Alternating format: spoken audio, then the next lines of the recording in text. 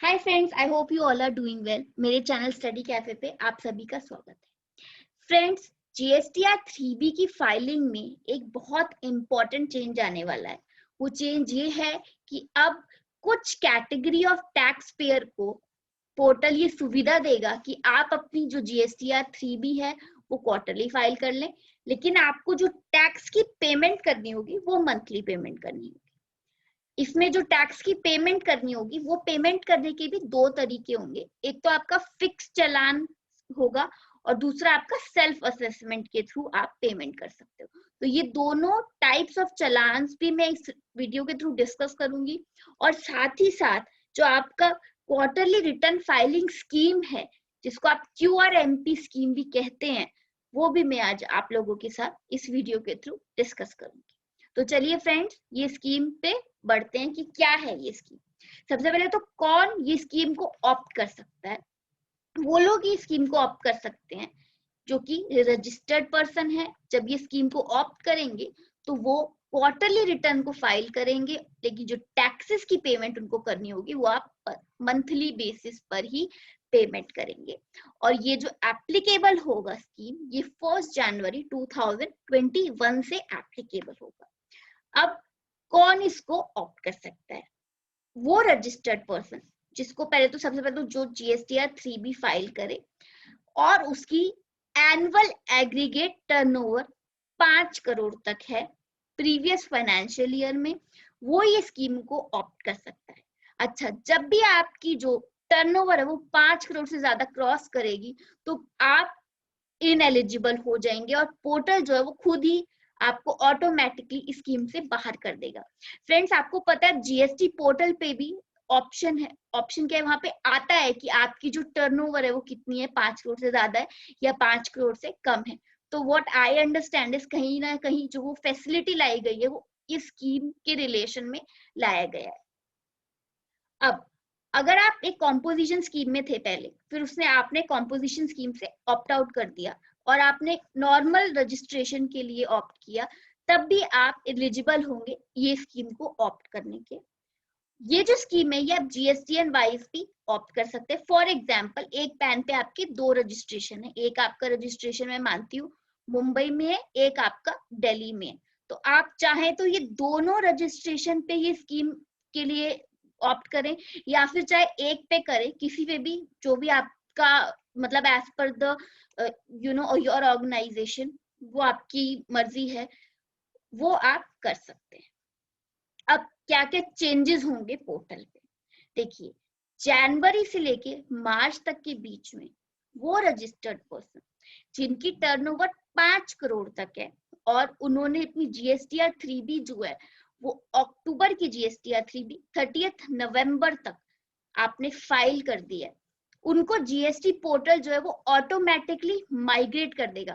तो फ्रेंड्स, बहुत इंपॉर्टेंट है आप लोग अपनी जो भी जीएसटीआर 3B है वो 30 नवंबर तक फाइल कर दे, ताकि पोर्टल आपको बाय डिफॉल्ट स्कीम में माइग्रेट कर दे। अच्छा, अब इस इन्होंने क्लासेस को एक्सप्लेन किया है जिनके लिए डिफॉल्ट रिटर्न ऑप्शन आएगा। अगर आपकी टर्नओवर अप टू 1.5 CR है और आप अपनी जीएसटीआर 1 को भी क्वार्टरली बेसिस पर फाइल करते हैं तो भी आप बाय डिफॉल्ट इस स्कीम में माइग्रेट हो जाएंगे। यहाँ पर अगर आपकी टर्नओवर तो 1.5 CR है, लेकिन आप जो भी जीएसटीआर 1 फाइल करते हैं वो आप क्वार्टरली बेसिस पे नहीं करते, वो आप मंथली बेसिस पे करते हैं, तो उस केस में भी आप को जीएसटीआर 3B जो है वो मंथली फाइल करनी होगी। अब यहाँ पे आपकी जो टर्नओवर है वो 1.5 CR से ज्यादा है लेकिन अप टू 5 CR है, तो उस केस में भी आपको डिफॉल्ट रिटर्न का ऑप्शन मिलेगा फ्रेंड्स। तो ये आपकी जो है ये चेंजेस अभी कुछ आने वाले महीनों में आएंगे, जो कि आप देखेंगे। हम लोग वीडियोस भी बनाएंगे, आप उस वीडियो के थ्रू भी वो सारे चेंजेस देख सकते हैं। अच्छा, when can a person opt for this scheme? आप कब ऑप्ट कर सकते हैं? सबसे पहले तो आप कभी भी किसी भी क्वार्टर में स्कीम को ऑप्ट कर सकते हैं अगर आप एलिजिबल हैं तो। दूसरी चीज, एक बार अगर आपने स्कीम को एक किसी भी क्वार्टर में ऑप्ट कर लिया तो पोर्टल आपको कंटिन्यू रखेगा नेक्स्ट क्वार्टर के लिए भी, अनटिल या तो आपकी जो खुद आपने ऑप्ट आउट कर लिया, आपका मंथली फाइल करने का मन है, आपने इस स्कीम से अपने आप को बाहर कर लिया, या फिर आपकी जो टर्नओवर है वो बढ़ के 5 करोड़ हो गई। इन दोनों में से अगर कुछ भी ऑप्शन आपके साथ हुआ, या तो आपने खुद ऑप्ट आउट किया या फिर आपकी टर्नओवर बढ़ गई, तो आप ये स्कीम से बाहर हो जाएंगे। अब आप चाहें तो, जैसे अब मैंने अभी कुछ पिछले आपको पेज में बताया कि ये कैटेगरीज के लोगों को बाय डिफॉल्ट पोर्टल माइग्रेट कर देगा नई स्कीम में। अब वो चाहे तो वो ऑप्ट आउट भी कर सकते हैं स्कीम से, और वो कब तक कर सकते हैं, वो 31 जनवरी से स्कीम से बाहर अपने आप को कर सकते हैं। जो लोग ये स्कीम में ऑप्ट कर रहे हैं उनको फैसिलिटी दी जाएगी कि वो अपने इनवॉइसेस की जो फर्निशिंग करें वो आप मंथली बेसिस पे फर्निश करें, क्योंकि आपकी रिटर्न तो जो आ रही है वो क्वार्टरली जा रही है, लेकिन आप चाहें तो अपने आउटवर्ड सप्लाईज की जो फर्निशिंग है वो आईएफएफ फैसिलिटी को यूज करके आप मंथली बेसिस पे करें। और जो आप मंथली बेसिस पे आईएफएफ फैसिलिटी को यूज करके इनवॉइसेस फर्निश करेंगे वो आपके वेंडर के जीएसटीआर 2A और 2B में भी रिफ्लेक्ट होंगे। ये इसलिए किया जा रहा है बेसिकली कि कई बार वेंडर कहता है कि उनको उनके इनवॉइसेस जो है वो मंथली बेसिस पे चाहिए, तो उस केस में आप आईएफएफ फैसिलिटी को यूज कर सकते हैं। अब पेमेंट ऑफ टैक्सेस, अब इस स्कीम में टैक्सेस कैसे पे होंगे, इसमें मंथली पेमेंट होगी टैक्सेस की, और रिटर्न जो जाएगी वो क्वार्टरली जाएगी। अब इसमें दो मेथड्स हैं, एक तो फिक्स सम मेथड है और दूसरा सेल्फ असेसमेंट मेथड है। ये दोनों मेथड में आज इस वीडियो के थ्रू अभी डिस्कस करूंगी नेक्स्ट स्लाइड में। इसमें आप ये दोनों मेथड को यूज करके अपने जो टैक्सेस की पेमेंट है वो फर्स्ट 2 मंथ्स के लिए तो आप मंथली करेंगे, और ये जो पेमेंट होगी ये आपका आईटीसी एडजस्ट करने की बात होगी। अगर आपकी टैक्स लायबिलिटी नहीं है, कोई भी नहीं, कुछ भी नहीं है, तो आपको कोई टैक्स पे करने की जरूरत नहीं है। और जो आपने पहले 2 महीने में टैक्सेस की पेमेंट की उसे आप यूज कर सकते हैं अपनी आखिरी महीने की जो आपकी टोटल निकलेगी जब आप रिटर्न फाइल करेंगे टोटल टैक्स लायबिलिटी से, उसको आप एडजस्ट कर सकते हैं। सो अब और जो आपने जो टैक्स पिछले 2 महीने में पे किए ये आप और किसी पर्पस के लिए नहीं यूज कर सकते टिल आप अपनी जो क्वार्टरली जीएसटीआर 3B है उसको फाइल करते। तो ये कुछ इंपॉर्टेंट चीजें थी। अब हम देखेंगे मंथली और जो आपकी जो पेमेंट टैक्स पेमेंट की स्कीम है, फिक्स सम मेथड और सेल्फ असेसमेंट मेथड, ये दोनों हम स्कीम्स देखेंगे। तो सबसे पहले देखते हैं फिक्स सम मेथड। अब ये जो फैसिलिटी है ये जीएसटी पोर्टल पे अवेलेबल है in form of a pre filled challan, यानी हमारे को पोर्टल खुद ही बता देगा कि भैया ये टैक्स है ये तुम पे कर दो। और चालान कैसे पे होगा, ये आपका फॉर्म जीएसटी पीएमटी 6 में पे होगा, और इसका अमाउंट क्या होगा, ये होगा equal to 35% of the tax paid in cash in preceding quarter where return was furnished quarterly, or equal to the tax paid in cash in last month of the immediately preceding quarter where return was furnished monthly. So this is the fixed sum method. इसको अगर हम example के through समझेंगे तो ज्यादा आपको अच्छे से समझ आएगा कि मैं क्या कहना चाह रही हूँ। देखिए एग्जाम्पल के थ्रू समझते हैं। सपोज अब हम क्वार्टर की बात करते हैं, मैंने यहाँ पे जनवरी से लेके मार्च तक का जो टैक्स पे किया, सीजीएसटी मैंने टोटल 100 पे किया, एसजीएसटी 100 पे किया, आईजीएसटी 500 और सेस मैंने किया 50 रुपए। ये मेरे पूरे क्वार्टर की टैक्स लायबिलिटी है। अब मुझे एज पर अगर मैं ये वाला जो मेथड है वो ऑप्ट करती हूँ तो मेरे को क्या टैक्सेस को पे करना है। अब मुझे कुछ नहीं करना, मुझे इसका सीधा 35% इन सारे टैक्सेस का 35% का जो चालान है वो मेरा पोर्टल मुझे ऑटो जनरेट करके दे देगा। ये मेरा जो चालान है ये मेरे पास आ जाएगा, इतना टैक्स मैं पे कर दूंगी और ये मेरा हो गया, ये वाला मेथड मेरा कंप्लीट हो गया। अब देखते हैं मंथली में क्या होगा। अब मेरा सपोज मार्च का इतना टैक्स था, तो अब कुछ नहीं, जब अप्रैल की मैं रिटर्न भरूंगी, अप्रैल और मई की जब मैं रिटर्न भरूंगी तो अप्रैल में भी और मई में भी पोर्टल मुझे ये सिंपल अमाउंट निकाल के दे देगा। ये अमाउंट मेरे चालान में, जो कि आपका जो चालान है PMT 6, इसमें ऑटो पॉपुलेट होगा और मैं as per the fix some method इस अमाउंट की पेमेंट में कर दूंगी। So this is the fix some method. ये दोनों एग्जाम्पल्स हैं जो कि फिक्स सम मेथड को बहुत अच्छे से समझाते हैं। अगर आपको ये दोनों एग्जाम्पल्स में कुछ भी क्वेरी है, कुछ भी कंफ्यूजन है, तो आप नीचे कमेंट बॉक्स में पूछ सकते हैं। I will be happy to help, क्योंकि ये दोनों जो ये स्पेसिफिकली जो मेथड है, इसमें लोगों को थोड़ा सा कंफ्यूजन है कि फिक्स सम मेथड क्या है और सेल्फ असेसमेंट मेथड क्या है। तो इसलिए मैंने सोचा कि मैं ये आप लोगों के साथ एक बार डिस्कस करूं। अब देखते हैं सेल्फ असेसमेंट मेथड क्या है। सेल्फ असेसमेंट मेथड बहुत सिंपल है, जो कि अभी हम यूज कर रहे हैं, कुछ भी नहीं।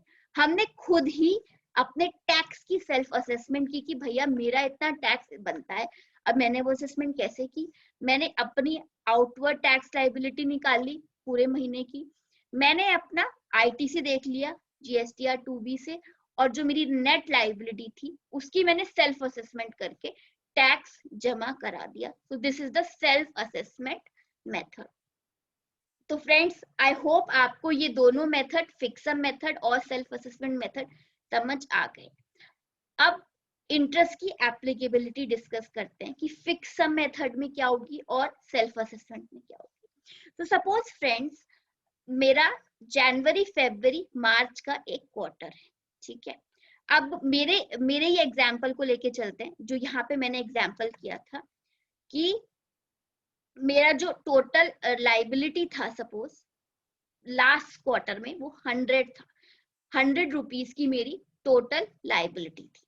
अब मैंने फिक्स सम मेथड को ऑप्ट किया।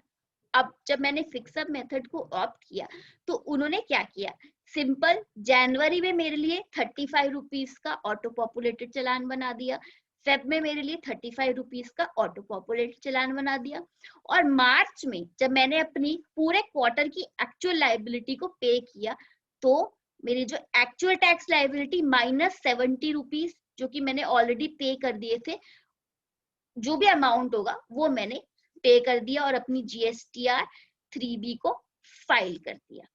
This is the fix some method.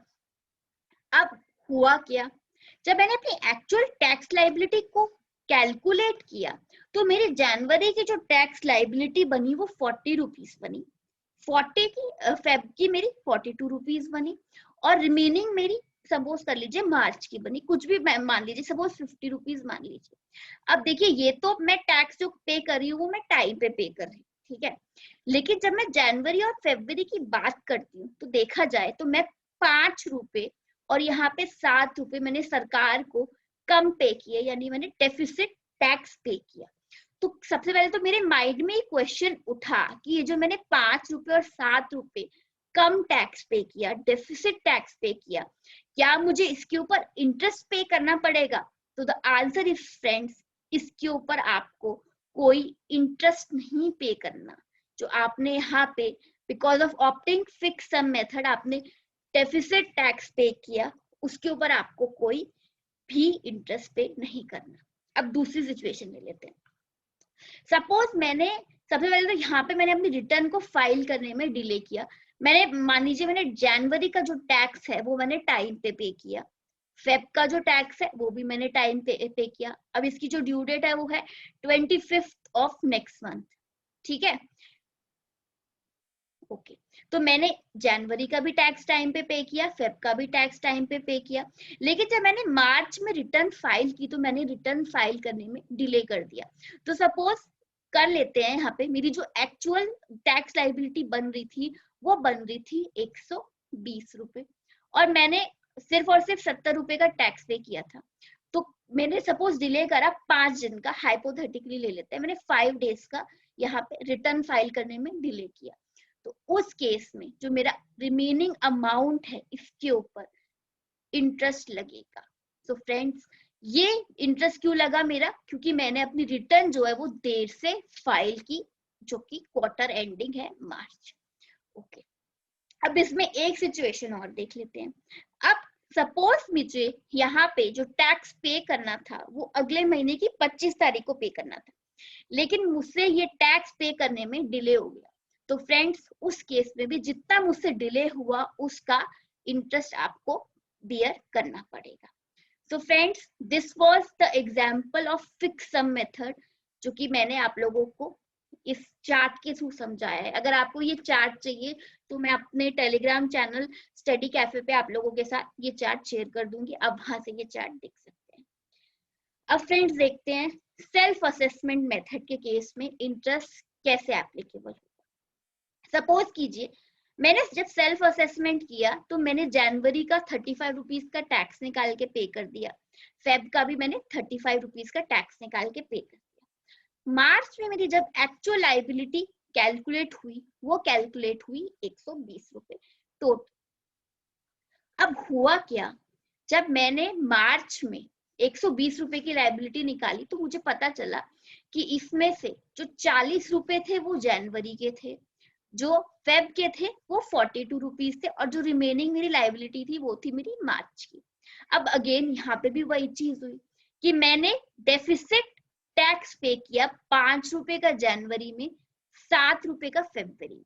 तो मेरे माइंड में ये क्वेश्चन आया कि ये जो डेफिसिट टैक्स मैंने पे किया because of opting self assessment method, क्या मुझे उसके ऊपर इंटरेस्ट पे करना पड़ेगा? यस फ्रेंड्स, उसके ऊपर इंटरेस्ट लगेगा। यहाँ पे कोई माफी नहीं है, आपको 5 रुपए के ऊपर और 7 रुपए के ऊपर भी सरकार को इंटरेस्ट देना पड़ेगा under section 50 of CGST act. And again delay के केस में जो मैंने आपको पहले बताया, अगर आपने अपनी रिटर्न फाइलिंग में डिले किया तो आपका जो भी एक्चुअल टैक्स लायबिलिटी है माइनस जो कि आपने पे कर दिया है, यहाँ पे ऑलरेडी 70 रुपीज मेरे केस में मैंने पे कर दिया, उतना आपको सरकार को इंटरेस्ट पे करना पड़ेगा। और अगर आपने यहाँ पे भी टैक्स को डिपॉजिट करने में डिले किया तो भी आपको इंटरेस्ट पे करना पड़ेगा। तो फ्रेंड्स फर्क इतना है ये दोनों मेथड्स में। अगर मैं फिक्स सम की बात करूं और मैं सेल्फ असेसमेंट की बात करूं तो फर्क यहाँ पे है, जो डेफिसिट टैक्स में पे कर रही हूँ 2 महीने का, उसका मेरे को अगर मैं फिक्स सम की बात करूं तो मुझे इंटरेस्ट नहीं पे करना, और यहाँ पे मुझे इंटरेस्ट पे करना है। शायद इसका रीजन कहीं ना कहीं ये है कि यहाँ पे सरकार ये कह रही है कि भैया तुमने खुद सेल्फ असेसमेंट करके अपना टैक्स बनाया, फिर कैसे तुमसे कम टैक्स रह गया, आपने अगर गलती की है तो प्लीज इसमें आपको इंटरेस्ट की पेमेंट करनी है। So friends this was about fix some method और सेल्फ असेसमेंट मेथड जो कि मैं आप लोगों के साथ डिस्कस करना चाहती थी। आई होप आपको ये दोनों मेथड समझ आ गए हैं। अच्छा इसमें एक चीज और है, अब जो इंटरेस्ट कैलकुलेट होगा वो सिस्टम के द्वारा होगा, क्योंकि पहले क्या होता था लेट फीस तो ठीक है सिस्टम कैलकुलेट करता था, इंटरेस्ट सिस्टम कैलकुलेट नहीं करता था। तो आई हैव सीन कि बहुत सारे लोग इंटरेस्ट नहीं पे करते थे, बट अब आप ऐसा नहीं कर सकते हो कि क्योंकि जो आपका इंटरेस्ट है वो भी अब सिस्टम के द्वारा कैलकुलेट होगा। सो friends this was a video जो कि मैंने आप लोगों के लिए बनाया। आई होप आपको ये वीडियो इंफॉर्मेटिव लगा, आपको ये सारी चीजें समझ आई। अगर आपको कुछ भी क्वेरी है तो आप please feel free to ask, आप नीचे कमेंट बॉक्स में लिख सकते हैं। और उसके अलावा अगर आपको ये वीडियो अच्छी लगी तो प्लीज इसे लाइक कीजिए, इसे शेयर कीजिए और मेरे चैनल को सब्सक्राइब कीजिए। Thank you very much friends, have a nice day.